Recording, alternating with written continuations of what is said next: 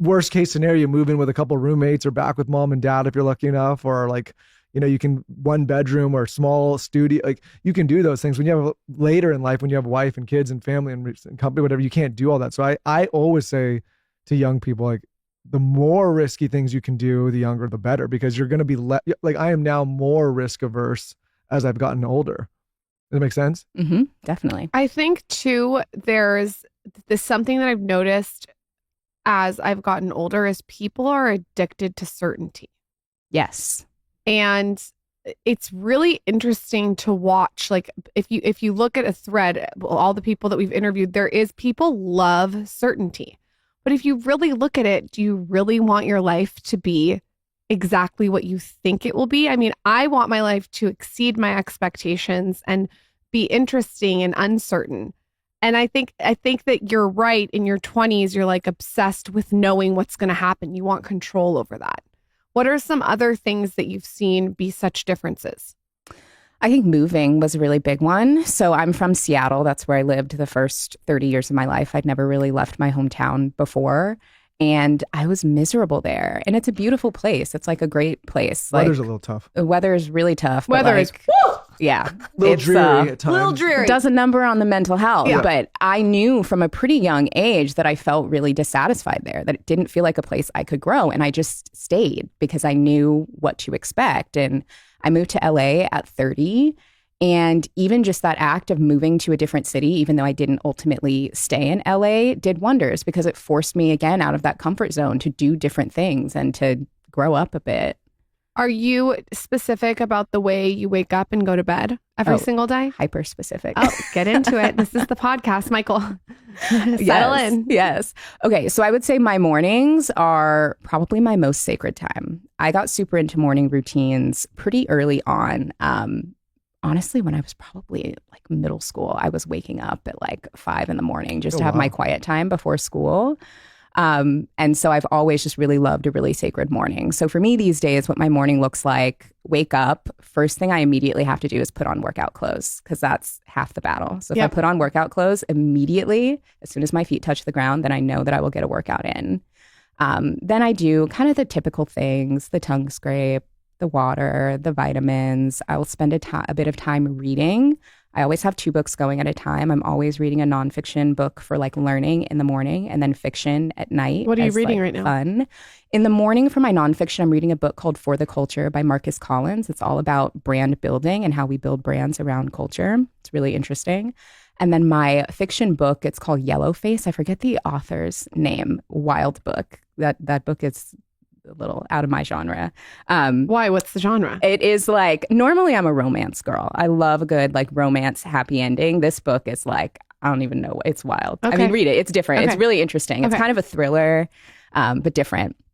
So in the mornings I'll read, I will meditate, I will do a bit of journaling, and I have a form of journaling called best case scenario journaling that I like to do each morning. Tell us about that. So it's where I will write out either how I want the day to go, assuming all best case scenarios, or if there's something that I'm worried about that's stressing me out, that's on my mind, I will write out what I think the best case scenario of that situation is. Give us an example. In detail.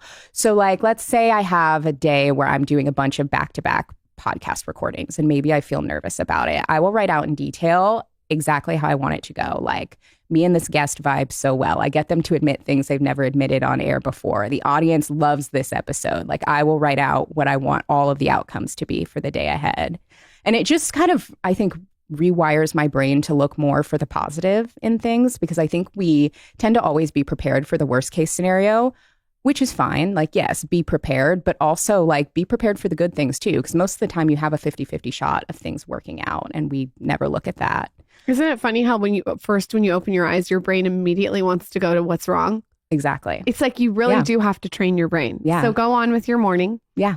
So I'll do my best case scenario journaling. I know you've been on this for a while, Lauren. I recently got an acupressure mat. I don't know what took me so long. They're good. But I love it. So now I will lay on that and I'll do my morning meditation for like 10 minutes. Amazing. And then I'll head to the I use gym. the acupressure mat If you have upstairs. kids, they step on it and they're like, ah!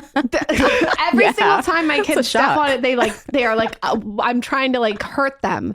They almost think just it's broke my eardrum. The shock to the system, I'm sure, that's for the very little shocking. ones. Yeah. The pillow's also good too. It You know is. what though? Yeah. I gotta be honest.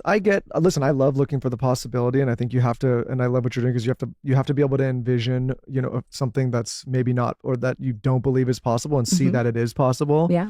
But I also, like, Lauren gets so flustered about, like, don't get on your phone in the morning and don't look for the negative. Sometimes I like to look for the negative because when I look at the negative, I can just say, okay, if the negative happens, this is like what I will do to get out of it. And I think a lot of people, they fear the negative so much that they never look at it. And then when it happens, they're shocked. It's like the same people, they never check their bank accounts or never look at their credit cards because they're scared of what they're going to see. And I think sometimes when you face the bad stuff and you're like, okay, that's the worst thing that can happen, then it also opens up the other possibilities of looking for the good things in those bad things. Does that make sense? It does. Yeah. I think a big part of that is learning how to trust yourself. And I think that's why a lot of people get afraid to look at the hard stuff because they just feel like they don't know what to do.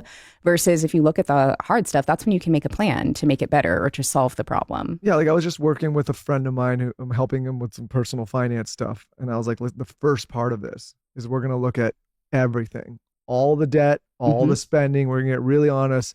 And it was like debilitating for him. And I was like, well, until you like face all of this, I can't help you because like, there's an issue there. Right. And it's not productive and it's stressful, but until we fully face it, understand it, there's no way to work from, there's no place to work from, you know what I mean? Oh yeah. And so when he did that, now he's like, there's a full plan in place, not to mention a full behavioral change of like things you spend and don't spend.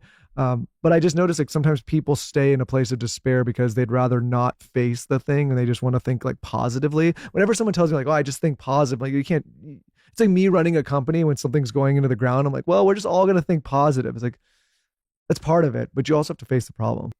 Worst case scenario, you move in with a couple roommates or back with mom and dad if you're lucky enough, or like, you can one bedroom or small studio, like you can do those things when you have later in life, when you have a wife and kids and family and company, whatever, you can't do all that. So I always say to young people, like the more risky things you can do, the younger, the better, because you're going to be like, I am now more risk averse as I've gotten older.